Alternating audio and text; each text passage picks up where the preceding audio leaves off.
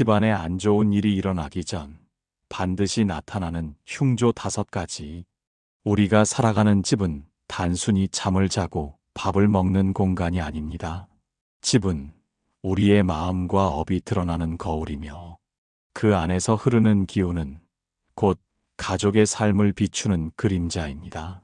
삶이 평안할 때는 집안의 공기도 맑고 작은 사물들조차 제자리를 지킵니다. 하지만 업이 무겁고 기운이 흐트러질 때는 집안 구석구석에서 작은 징조들이 나타나기 시작합니다. 부처님께서는 모든 일에는 원인이 있다고 하셨습니다. 좋은 원인은 좋은 열매를 맺고 어두운 원인은 어두운 열매를 맺습니다. 집안에서 일어나는 작은 흐트러짐 또한 결코 우연이 아니라 인연 따라 드러나는 징조입니다. 흉조란 바로 이런 징조를 가리킵니다.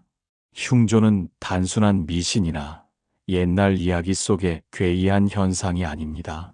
우리의 마음과 생활이 흐려졌음을 알리는 일종의 경고와 같은 것입니다. 이런 말을 들으면 의문이 생깁니다. 정말로 집안에 흉조가 드러난다는 것이 사실일까? 그렇다면 그것은 어떤 모습으로 나타나는 것일까? 옛날 한 마을에 대대로 평온하던 집안이 있었습니다. 겉으로는 아무런 문제가 없어 보였지만 어느 날부터인가 등잔불이 자주 꺼지고 닭이 새벽 아닌 때에 울며 집안의 우물물이 탁해지기 시작했습니다. 사람들은 그저 사소한 일이라 여겼습니다. 하지만 시간이 지나자 가족들 사이에 다툼이 늘고 병이 잦아들며 결국 큰 불운이 닥쳤다고 합니다. 옛사람들은 이런 경험을 통해 집안의 작은 변화 속에 흉조가 숨어 있음을 깨달았습니다. 그리고 그것을 단순히 두려워하기보다 삶을 다시 돌아보라는 신호로 여겼습니다. 오늘 우리가 살펴볼 5가지 흉조 또한 마찬가지입니다. 그것은 두려움의 대상이 아니라 스스로를 돌아보고 업을 정화하라는 기회입니다. 이제부터 집안에 안 좋은 일이 일어나기 전에 나타나는 5가지 흉조에 대해 함께 알아가겠습니다. 그 속에서 부처님의 지혜를 빌려 어떻게 불운을 끊고 복을 불러올 수 있는지 살펴보겠습니다. 1부, 물이 탁해지는 집안의 흉조. 집안에서 가장 먼저 살펴야 할 것은 물입니다. 물은 생명을 유지하는 근본이며 우리의 마음과 업을 비추는 거울과도 같습니다. 맑아야 할 물이 흐려지고 깨끗해야 할 물에서 탁한 기운이 올라올 때 그것은 단순한 우연이 아닙니다. 어항 속의 물이 자꾸만 탁해지고 화분의 물이 쉽게 썩어버리며 우물이나 수도에서 이상한 냄새가 날 때 그 집안에는 이미 보이지 않는 흐트러짐이 시작된 것입니다. 불교에서 물은 지혜와 자비를 상징합니다. 맑은 물은 고요히 모든 것을 비추며 탐욕과 분노를 가라앉히는 힘을 지니고 있습니다. 그러나 업이 무거워지고 마음이 흐려지면 그 맑던 물도 탁하게 흐려집니다. 마치 우리의 마음과 같습니다. 마음이 청정하면 세상 모든 일이 투명하게 보입니다. 그러나 욕심과 집착, 분노와 의심이 쌓이면 마음의 거울은 흐려져 사물을 바르게 보지 못합니다. 결국 스스로 괴로움을 불러오고 집안의 기운도 어지러워집니다. 옛사람들은 집안의 물을 늘 살폈습니다. 항아리에 담긴 물이 이유 없이 썩거나 비가 자주 오는데도 우물이 줄어들면 그것을 흉조로 여겼습니다. 그런 징조가 나타날 때에는 반드시 집안을 청소하고 마음을 가라앉히는 기도를 드렸습니다. 부처님께서는 말씀하셨습니다. 지혜의 물은 언제나 맑으나 중생이 탐욕과 분노로 흐려놓는다고. 즉, 집안의 물이 탁해지는 것은 우리가 마음을 돌보지 못하고 삶을 소홀히 하고 있음을 알려주는 신호일 수 있습니다. 따라서 이런 흉조를 만났을 때 두려워하기보다 스스로에게 물어야 합니다. 내가 혹시 지나치게 욕심을 부리고 있는 것은 아닌가? 가족 간의 불화가 쌓여 서로의 마음을 흐려놓은 것은 아닌가. 작은 원망과 다툼이 집안의 물기를 탁하게 만든 것은 아닌가. 맑은 물을 지키는 길은 곧 마음을 청정히 하는 길입니다. 청소와 정리로 집안을 맑히고 간단한 기도와 명상으로 마음을 씻어낼 때 물은 다시 제 빛을 되찾습니다. 그 순간 집안의 기운도 새로워집니다. 흉조는 언제나 경고일 뿐 종말이 아닙니다. 탁한 물이 나타났다는 것은 아직 우리가 고칠 시간이 남아 있음을 알려주는 자비로운 신호입니다. 그 신호를 놓치지 않고 다시 마음을 바르게 한다면 흉조는 곧 길조로 바뀌게 됩니다. 2부 생활 속 물건이 연달아 고장나는 흉조. 집안의 물건은 단순한 도구가 아닙니다. 사람의 손길이 다 쓰임을 얻고 가족의 생활과 호흡을 함께하는 존재입니다. 그러므로 집안의 기운이 안정될 때는 물건들도 제자리를 지키며 오랫동안 그 쓰임을 다합니다. 그러나 어느 순간부터 가전제품이 자꾸 고장나고 전구가 연달아 나가며 문이 삐걱이고 잠금이 풀리는 일이 이어진다면 그것은 집안에 흉조가 깃들었음을 알리는 신호일 수 있습니다. 부처님께서는 모든 인연은 서로 의지에 존재한다고 하셨습니다. 사람이 물건을 쓰고 물건이 사람을 돕는 것도 인연입니다. 따라서 집안의 기운이 어긋나면 그 영향은 먼저 사소한 물건에서부터 드러납니다. 작은 고장이 한 번은 우연일 수 있습니다. 하지만 그것이 반복되면 그 안에는 우리가 돌아보아야 할 이유가 숨어 있습니다. 왜 하필 지금, 왜 유독 여러 번, 왜 계속되는가? 그 물음 속에서 우리는 삶의 흐트러짐을 발견할 수 있습니다. 옛사람들은 말했습니다. 집안에 불이 꺼지고 도구가 망가질 때는 사람의 기운이 어두워졌기 때문이라고. 특히 가정의 중심이 되는 주방의 불이나 가족을 지켜주는 대문의 잠금이 자꾸 고장나면 가족의 화합에 균열이 생기고 외부의 나쁜 기운이 스며든다고 여겼습니다. 불교적으로 보면 이것은 업의 그림자가 드러나는 모습입니다. 삶에 게으름이 많아지고 감사함을 잊고 물건을 소홀히 대할 때 물건은 제 소임을 잃고 마치 사람의 마음을 거울처럼 비추듯 불안정한 모습을 드러내는 것입니다. 그러므로 물건이 연달아 고장날 때 우리는 두 가지를 돌아봐야 합니다. 첫째, 내 마음이 혹시 흐트러져 삶을 소홀히 한 것은 아닌가. 둘째, 가족 간의 대화와 배려가 줄어들어 집안의 기운을 무겁게 만든 것은 아닌가. 이때 필요한 것은 단순한 수리만이 아닙니다. 물건을 수리하면서 동시에 마음을 고치고 집안의 대화를 회복해야 합니다. 낡은 물건을 버리고 새 것을 들릴 때 마음을 새롭게 하듯 서로를 향한 태도도 새롭게 바꾸어야 합니다. 부처님께서는 항상 말씀하셨습니다. 작은 인연을 소홀히 하지 말라. 작은 인연을 소홀히 하면 큰 인연마저 무너진다. 고장난 물건은 단순한 불편함이 아니라 우리가 삶을 어떻게 대하고 있는가를 알려주는 거울입니다. 그 거울을 두려워하지 말고 바른 마음으로 받아들인다면 흉조는 오히려 새 출발의 기회가 됩니다. 3부 식물이 갑자기 시드는 흉조. 집안에 들여놓은 식물은 단순한 장식이 아닙니다. 푸른 잎과 피어나는 꽃은 생명의 기운을 상징하고 그 집안에 머무는 사람들의 마음을 닮아 자라납니다.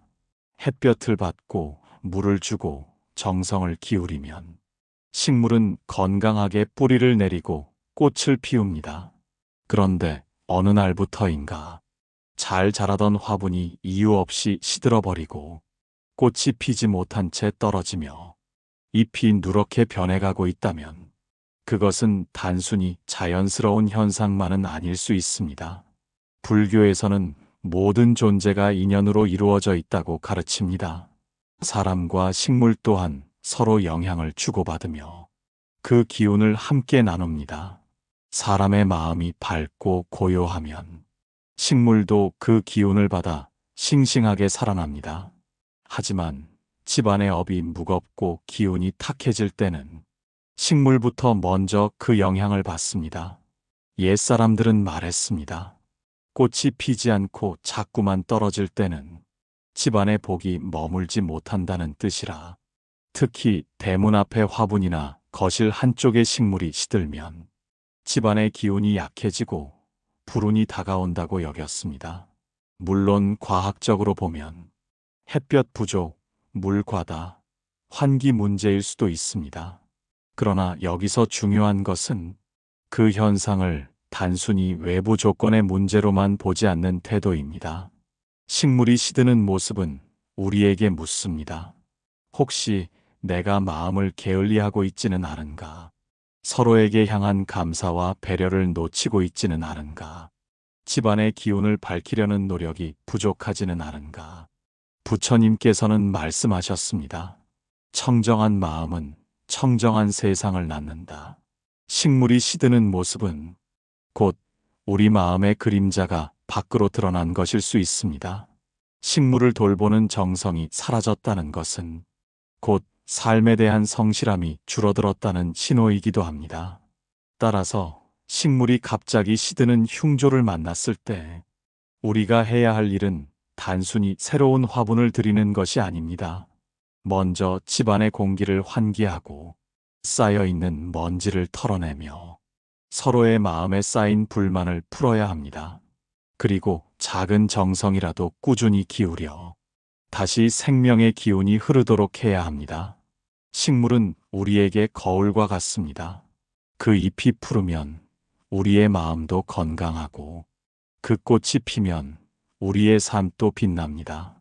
그러나 잎이 누렇게 시들면 우리의 마음에도 피로와 무거움이 깃든 것입니다. 흉조는 두려운 것이 아닙니다. 식물이 시드는 모습 속에서 우리는 스스로의 삶을 돌아볼 기회를 얻게 됩니다. 그 기회를 놓치지 않고 다시 정성을 다한다면 집안은 다시 생기로 가득 차고 흉조는 곧 길조로 바뀌게 될 것입니다. 사부, 가족 간의 다툼과 병이 잦아지는 흉조. 집안의 가장 큰 복은 가족의 화목입니다. 부처님께서는 화합을 가리켜 삶의 근본이라 하셨습니다. 가족이 서로를 존중하고 서로의 마음을 헤아리며 지낼 때 그 집안에는 언제나 길한 기운이 머물게 됩니다. 하지만 어느 순간부터인가 사소한 일에도 다툼이 잦아지고 조금만 말이 어긋나도 큰 싸움으로 번진다면 그것은 단순한 성격 차이의 문제가 아닙니다. 집안에 흉조가 드리워진 신호일 수 있습니다. 말은 칼과 같아 한 번 뱉은 후에는 거두기 어렵습니다. 조심스럽게 다루어야 할 말이 화를 담아 뿜어져 나올 때 그 칼날은 가족의 마음을 베어 깊은 상처를 남깁니다. 이 상처가 쌓이면 가족 간의 신뢰는 무너지고 집안의 기운도 함께 무너집니다. 또한 이런 다툼이 이어질 때 가족 중 누군가는 몸의 병으로도 고통을 받게 됩니다. 몸은 마음의 그림자이기에 마음이 무겁고 화가 쌓이면 몸 또한 그 짐을 함께 지게 됩니다. 그래서 가정 내 갈등이 깊어질수록 누군가 잦은 병환에 시달리는 경우가 많습니다. 집안에서 병자가 많고 다툼이 그치지 않으면 그 집의 복이 이미 줄어든 것이라. 이는 단순한 미신이 아니라 삶의 이치를 담은 말입니다. 불화와 원망이 쌓이면 집안의 기운은 탁해지고 복이 머물 자리는 사라지게 됩니다. 부처님께서는 탐진치 삼독이 모든 괴로움의 뿌리라 하셨습니다. 그중 분노는 가장 빠르게 관계를 무너뜨립니다. 그러므로 다툼이 잦아질 때 우리는 먼저 마음을 살펴야 합니다. 내가 상대를 이해하려 하지 않고 자신의 생각만 앞세운 것은 아닌가. 작은 말로 상대를 깎아내리고 자존심으로 화해를 거부한 것은 아닌가. 흉조는 언제나 우리에게 묻습니다. 이제 그 마음을 내려놓고 다시 화합을 선택할 수 있겠는가? 그러므로 다툼이 잦을 때일수록 작은 양보와 따뜻한 말 한마디가 필요합니다. 환한 미소와 감사의 표현은 흉조를 흩뜨리는 가장 큰 힘이 됩니다. 병이 들어 몸이 약해질 때에도 원망보다는 돌봄의 마음을 함께 나눈다면 병의 고통은 줄고 집안의 기운은 다시 밝아집니다. 흉조는 우리를 시험합니다. 그러나 그것을 두려워할 필요는 없습니다. 다툼과 병을 통해 다시 화합과 자비를 배우게 된다면 그 순간 흉조는 길조로 바뀌게 됩니다. 오부, 사나운 꿈이 반복되는 흉조. 사람은 깨어 있을 때뿐만 아니라 잠들어 있는 동안에도 마음의 작용을 멈추지 않습니다. 꿈은 무의식의 세계이자 우리 마음속 업의 그림자를 비추는 거울입니다. 하루하루의 삶이 평온하고 마음이 청정할 때는 꿈 또한 가볍고 부드럽습니다. 하지만 삶 속에 불화가 쌓이고 업이 무겁게 드리워질 때는 꿈속에서도 그 그림자가 드러납니다. 특히 사나운 꿈이 반복될 때 그것은 단순한 우연이 아닙니다.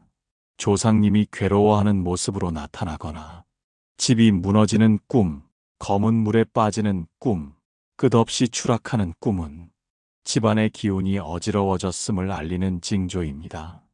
옛사람들은 이런 꿈을 흉몽이라 불렀습니다.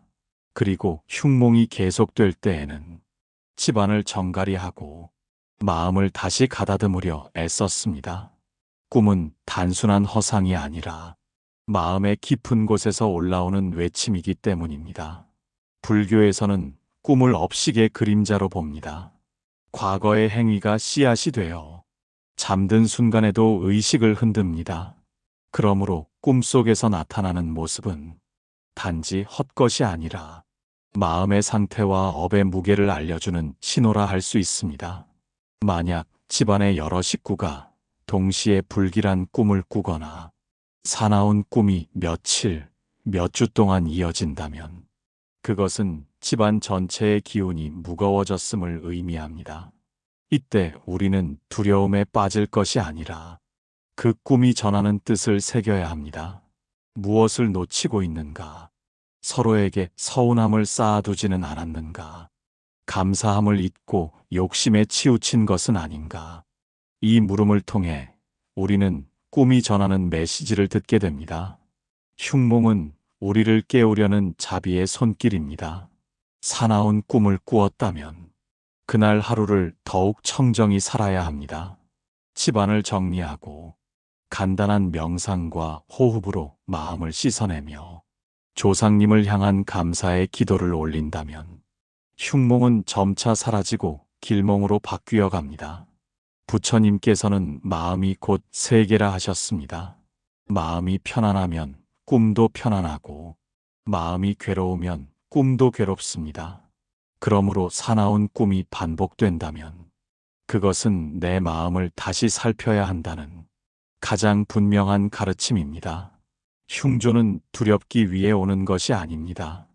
꿈을 통해 우리를 일깨우고 다시 바른 길로 돌아오게 하려는 자비로운 신호일 뿐입니다. 6부, 흉조를 길조로 바꾸는 부처님의 가르침. 흉조가 나타난다고 해서 그것이 곧 집안의 멸망을 의미하는 것은 아닙니다. 흉조는 우리를 위협하려는 그림자가 아니라 삶을 돌아보고 다시 바르게 서라는 경고이며 동시에 자비로운 가르침입니다. 부처님께서는 원인 없는 결과는 없다고 하셨습니다. 흉한 조짐이 드러났다는 것은 이미 그 원인이 우리 삶 속에 자리하고 있다는 뜻입니다. 그러므로 흉조를 피하는 가장 확실한 방법은 그 원인을 찾아 고치는 일입니다. 먼저 집안을 청정히 해야 합니다. 쌓아둔 물건을 정리하고 묵은 때를 씻어내는 행위는 단순한 청소가 아니라 마음을 정화하는 수행과도 같습니다. 불필요한 짐을 비울 때 탐욕의 집착도 함께 비워집니다. 또한 말과 행동을 가다듬어야 합니다. 다툼을 멈추고 작은 말에도 따뜻한 자비심을 담을 때 집안의 탁한 기운은 맑아집니다. 흉조가 드러났다면 그것은 곧 우리가 화합을 잃었음을 알려주는 신호이기에 화합을 회복하는 것만으로도 흉조는 서서히 힘을 잃게 됩니다. 마음을 닦는 것도 중요합니다. 짧은 명상과 호흡, 염불은 흉조의 그림자를 몰아내고 스스로의 내면을 빛으로 채웁니다. 부처님의 이름을 외우고 조상님을 향한 감사의 마음을 담을 때 어두운 업은 서서히 사라지고 밝은 인연이 들어옵니다. 옛사람들은 흉조가 보이면 등불을 새로 밝히고 향을 피워 집안을 정갈히 했습니다. 이것은 단순한 의식이 아니라 마음을 새롭게 다짐하는 행위였습니다. 오늘날 우리에게도 필요한 것은 바로 이 같은 마음가짐입니다. 흉조를 길조로 바꾸는 길은 멀리 있지 않습니다. 작은 청소, 작은 배려, 작은 기도에서 시작됩니다. 매일 아침 감사의 마음으로 하루를 열고 저녁에는 스스로를 돌아보며 잘못을 내려놓는다면 흉조는 더 이상 머물 자리가 없어집니다. 부처님께서는 말씀하셨습니다. 어두움을 몰아내는 방법은 어두움과 싸우는 것이 아니라 등불을 켜는 것이라고. 흉조 또한 마찬가지입니다. 두려움으로 맞설 것이 아니라 지혜와 자비라는 등불을 켜는 순간 흉조는 사라지고 길조로 변합니다. 그러므로 흉조를 만났다고 슬퍼하지 마십시오. 그것은 불운이 아니라 새로운 길로 들어서라는 자비의 신호입니다. 그 신호를 따르는 사람에게 흉조는 더 이상 흉조가 아니라 복을 불러오는 첫걸음이 됩니다. 7부 불운을 끊고 복을 불러들이는 삶의 길. 흉조는 두려움의 대상이 아닙니다. 흉조는 우리 삶을 일깨우는 신호이며 다시 바른 길로 돌아서라는 자비로운 부름입니다. 우리는 이미 5가지 흉조를 살펴보았습니다. 물이 탁해지고 물건이 고장나며 벌레와 쥐가 늘어나고 가족 간 다툼과 병이 이어지고 사나운 꿈이 반복되는 모습. 이 모든 것은 삶의 업이 드러나는 징조였습니다. 그러나 부처님 말씀 속에는 언제나 길이 있습니다. 불운을 끊고 복을 불러들이는 길은 멀리 있지 않고 바로 지금 이 자리에서 시작됩니다. 첫째, 마음을 청정히 하십시오. 욕심을 줄이고 분노를 가라앉히며 탐진치의 불길을 꺼뜨릴 때 흉조의 씨앗은 자라지 못합니다. 매일 잠시라도 호흡을 고르고 부처님의 이름을 외우며 스스로의 마음을 비추어 보십시오. 그 순간 불운은 서서히 물러나고 복의 기운이 깃듭니다. 둘째, 집안을 정갈히 하십시오. 쌓인 먼지를 털어내고 묵은 짐을 버리는 행위는 곧 집착을 비우는 수행과 같습니다. 공간이 맑아지면 그 안에 사는 사람들의 마음도 맑아집니다. 청정한 집은 곧 복이 머무는 그릇이 됩니다. 셋째, 화합을 지키십시오. 가족 간 다툼을 줄이고 작은 일에도 감사와 존중을 담으십시오. 화합은 집안의 가장 큰 복이며 서로의 마음을 이어주는 다리입니다. 그 다리가 무너지지 않을 때 흉조는 들어설 틈이 없습니다. 넷째, 자비를 베푸십시오. 작은 선행이라도 꾸준히 행하면 그 선행이 모여 큰 복이 됩니다. 길에서 마주치는 사람에게 미소를 건네고 어려운 이웃에게 따뜻한 말을 나누는 것만으로도 복의 씨앗은 자라납니다. 부처님께서는 복은 밖에서 오는 것이 아니라 스스로 짓는 것이라 하셨습니다. 마지막으로 감사하십시오. 아침에 눈을 떴을 때 하루의 삶을 누릴 수 있음에 감사하고 저녁에 눈을 감을 때 오늘 하루 무사히 보낸 것에 감사하십시오. 감사는 불운을 녹여내고 복을 불러들이는 가장 큰 힘입니다. 흉조가 드러난다는 것은 우리가 아직 바꿀 수 있는 시간이 남아 있음을 뜻합니다. 그 신호를 두려워하지 말고 바른 실천으로 나아간다면 흉조는 곧 길조로 변하고 불운은 곧 복을 불러오는 밑거름이 됩니다. 부처님께서는 말씀하셨습니다. 마음이 바뀌면 세계가 바뀐다고. 우리의 마음을 바르게 세우고 매일의 삶을 청정히 한다면 불운은 끊어지고 복은 자연스레 들어올 것입니다. 오늘 이 말씀을 들은 모든 분들께서 흉조를 두려워하기보다 그 속에서 지혜를 배우고 복된 길로 나아가기를 발언합니다. 그리고 이 이야기가 마음의 작은 울림으로 다가왔다면 좋아요와 구독으로 함께 해주세요. 그 한 번의 손길이 더 많은 분들에게 지혜를 전하는 밝은 등불이 됩니다. 부처님의 자비와 지혜가 오늘도 그대의 삶에 고요히 머무르기를 바랍니다. 다음 시간에도 더 깊은 깨달음과 따뜻한 위로로 그대 곁을 찾아가겠습니다.